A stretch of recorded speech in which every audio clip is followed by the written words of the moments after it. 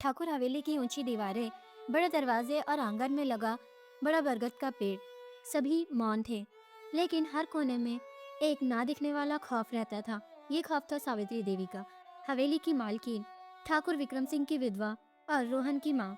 सावित्री देवी का रूप एक देवी जैसा था, मगर उनका स्वभाव, उनकी इच्छाएं लोहे से ज्यादा कठोर थी। उनकी सबसे बड़ी इच्छा थी एक पोता, वंश का वारिस। रिया, उस हवेली की छोटी बहू, पिछले 3 साल से इस मौन खौफ में जी रही थी। वो ठाकुर हवेली की रौनक थी, पर सावित्री देवी की निगाहों में उसका वजूद सिर्फ एक बेटा पैदा करने वाली मशीन से ज्यादा कुछ नहीं था। रिया का पति रोहन एक अच्छा इंसान था, पर अपनी माँ के सामने वो हमेशा बेआवाज हो जाता था। एक कमजोर बेटा जो अपनी पत्नी को अपनी माँ की तानाशाही से बचा नहीं पाया।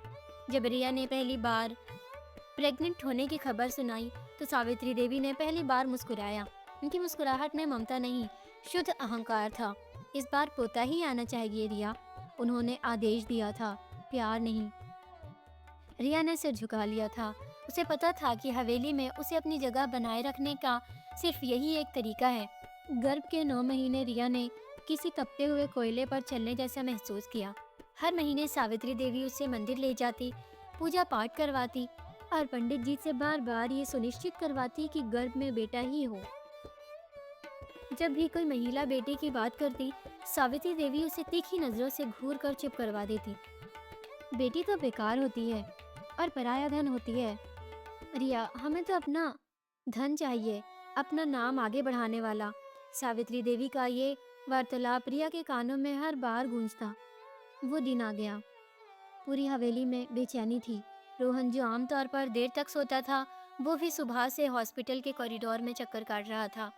वो अपनी माँ के डर से ज्यादा अपनी पत्नी की चिंता कर रहा था। सावित्री देवी चेहरे पर एक कठोर भाव लिए मंदिर की माला जप रही थी। उनकी आंखें बार बार दरवाजे की तरफ उठ जाती थी। दोपहर का समय था जब डॉक्टर ने रूम से बाहर निकलकर रोहन को आवाज दी। रोहन दौड़ कर गया। मुबारक हो रोहन, आपके घर में बेटी आई है। रिया और बेबी दोनों ठीक है।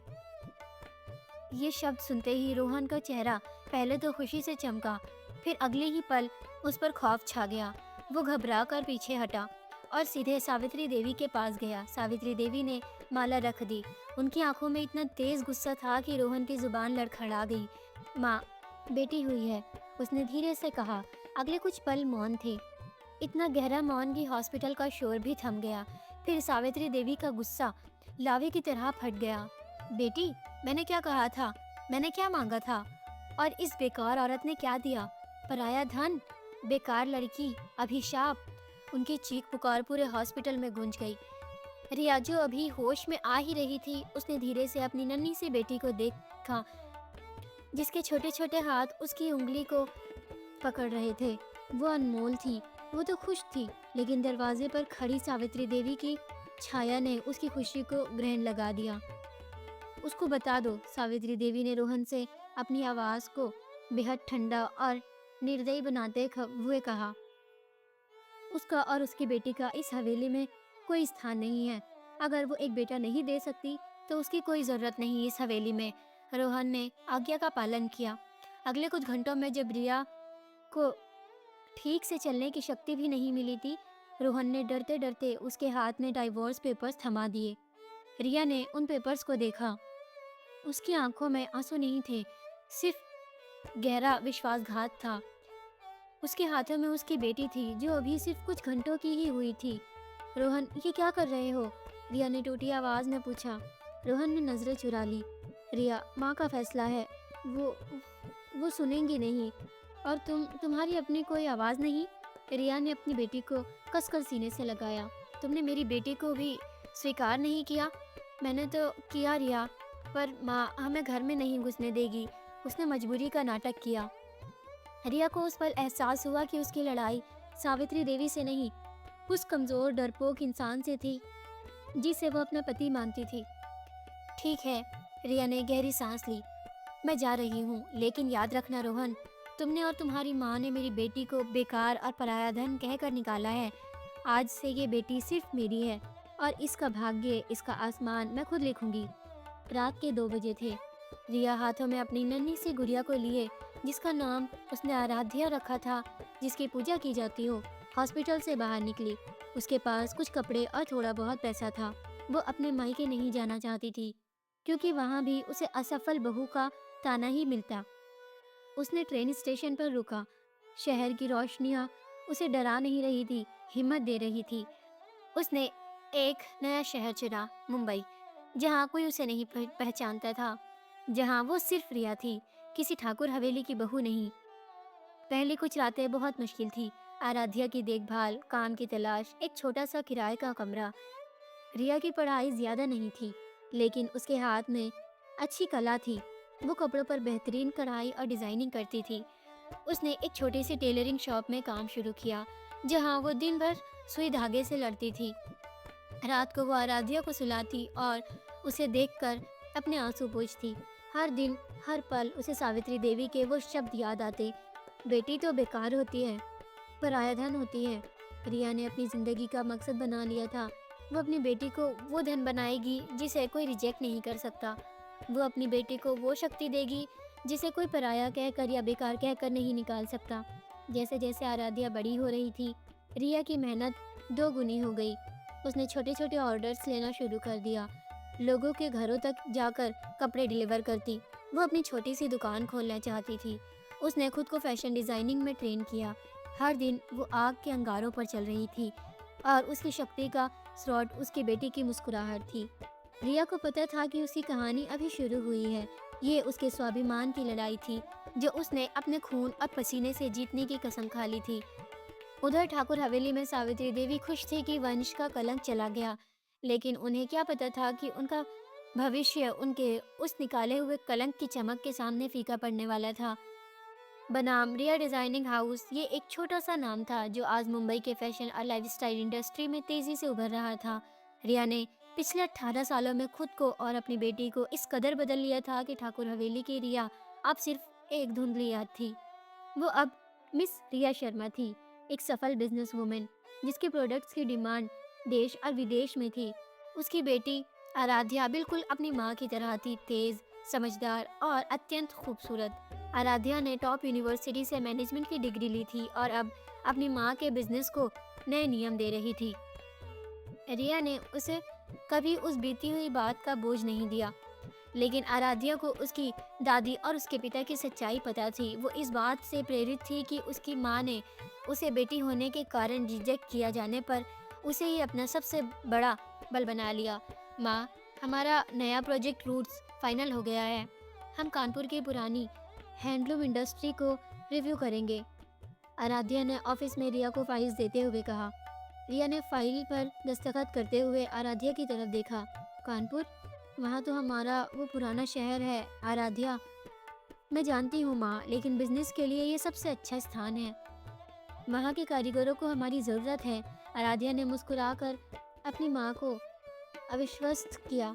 आराध्या को लगता था कि अब वक्त आ गया है कि वो और उसकी माँ उस शहर को दिखाएं जिसने उन्हें कमज़ोर समझकर निकाल दिया था।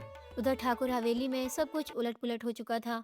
सावित्री देवी का घमंड और उनका गुस्सा समय के साथ सिर्फ बढ़ा था, लेकिन उनके वंश का नाम नीचे जा रहा था। रोहन, जो कभी एक कमज़ोर बेटा था, वो अब एक टूटा हुआ इंसान था। ठाकुर का बिजनेस, जो हमेशा से ज़मीन आसमान का था, मॉडर्न मार्केट में टिक नहीं पाया। दूसरी तरफ सावित्री देवी ने रोहन की दूसरी शादी सिर्फ एक लड़की की चाह में करवाई थी, लेकिन उस दूसरी बहू ने भी एक बेटी को ही जन्म दिया और कुछ साल बाद रोहन को छोड़कर चली गई, क्योंकि वो सावित्री देवी की तानाशाही से थक चुकी थी। हवेली में शांति थी, शोर शराबा खत्म हो चुका था। सावित्री देवी अक्सर बीमार रहने लगी थी। उनकी आंखों में अब वो तेज नहीं था। रोहन शराब में डूबा रहता था, अपने दुख को भुलाने की कोशिश करता।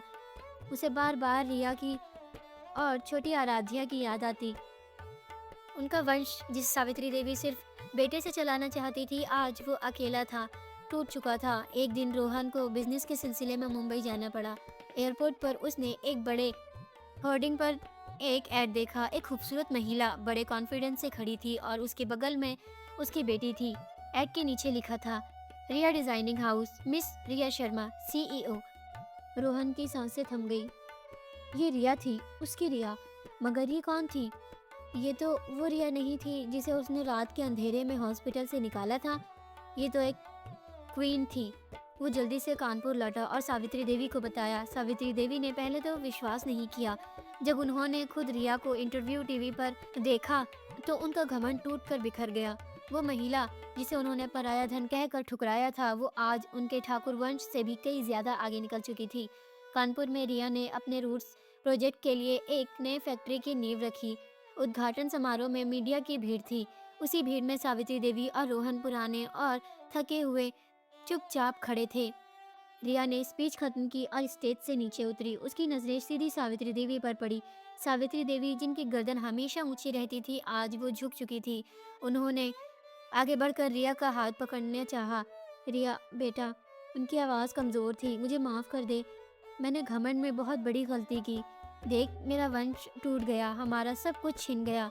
उनकी आंखों से पहली बार सच्चे आंसू निकले। रोहन ने आगे बढ़कर कहा, रिया, मैं जानता हूँ मैंने गलती की थी। अगर तुम लौट आओ तो हम सब ठीक कर सकते हैं। रिया ने बड़ी शांति से बिना गुस्से के सावित्री देवी के हाथ से अपना हाथ छुड़ाया। सावित्री देवी जी, रिया ने बहुत ही सम्मान के से कहा, आपने जिस दिन मेरी बेटी को बेकार और पराया धन कहा था, उस दिन से ये ठाकुर हवेली और मैं दो अलग अलग दुनिया बन चुके हैं। आप अपने घमंड में थी और मैं अपने स्वाभिमान में थी। आपने मुझे इसलिए निकाला क्योंकि मैंने बेटी को जन्म दिया था, और आज मैं इसलिए सफल हूँ क्योंकि उस बेटी ने मुझे जीने की वजह दी। उसकी आवाज़ साफ और मजबूत थी। आज मैं आपको और रोहन को माफ़ करती हूँ, दिल से, क्योंकि अब मुझे आपकी नफरत या आपके पछतावे से कोई फर्क नहीं पड़ता। मैं उन सभी औरतों के लिए खड़ी हूँ जिन्हें उनके बेटी होने के कारण ठुकराया गया है। आराध्या, जो अब तक चुप थी, अपनी माँ के पास आई और उसके हाथ थाम लिया। माँ ने सही कहा था, बेटियां पराया धन और बेकार नहीं होती, वो तो अपना आसमान होती हैं, और इस आसमान में उड़ने के लिए मुझे आपके छोटे से आंगन की ज़रूरत नहीं है। रिया ने एक बार और सावित्री देवी और रोहन को देखा। उनकी आंखों में नफरत नहीं, सिर्फ गहरा फैसला था। फिर वो आराध्या के साथ मीडिया और अपने कारीगरों की बढ़ाई के बीच नई फैक्ट्री की तरफ चल दी। ठाकुर हवेली का घमंड टूट चुका था और रिया का स्वाभिमान अपनी बेटी के हाथों में हाथ डालकर अपने खुद के बनाए हुए आसमान की ऊंचाइयों को छू रहा था। वो जानती थी कि उसने उस जालिम सास के सवालों का जवाब दे दिया था, और वो जवाब था स्वतंत्रता और सफलता। रिया की कहानी सिर्फ एक बहू के संघर्ष की नहीं, बल्कि हर उस महिला के स्वाभिमान की कहानी है जिसे उसकी पहचान या उसके बच्चे के जेंडर के कारण कम आंका गया। बेटी पराया धन नहीं होती, वो बेकार नहीं होती, वो अपना आसमान होती है, सम्मान होती है। रिया ने अपनी बेटी को बलहीन नहीं बल्कि अपनी सबसे बड़ी शक्ति बनाया। उसने दुनिया को दिखाया कि एक बेटी का जन्म किसी भी वंश के लिए अभिशाप नहीं बल्कि वरदान हो सकता है। अब सोचने की बारी आपकी है। आपकी नज़र में अगर आप रिया की जगह होते तो क्या आप भी ठाकुर हवेली को छोड़कर अकेले सफ़र शुरू करते या रुक कर लड़ते? आपके हिसाब से आज भी समाज में बेटा और बेटी के बीच इस भेदभाव को मिटाने के लिए सबसे ज़रूरी कदम क्या है? आराध्या ने जिस तरह अपनी माँ के बिजनेस को आगे बढ़ाया, क्या वो आज की पीढ़ी की हर बेटी के लिए एक नया उदाहरण है? अपनी राय ज़रूर शेयर करें और इस संदेश को आगे बढ़ाइए। अगर आपको रिया का संघर्ष और सफलता पसंद आई हो तो वीडियो को लाइक, शेयर और चैनल को सब्सक्राइब ज़रूर करें। मिलते हैं अगली वीडियो में। धन्यवाद।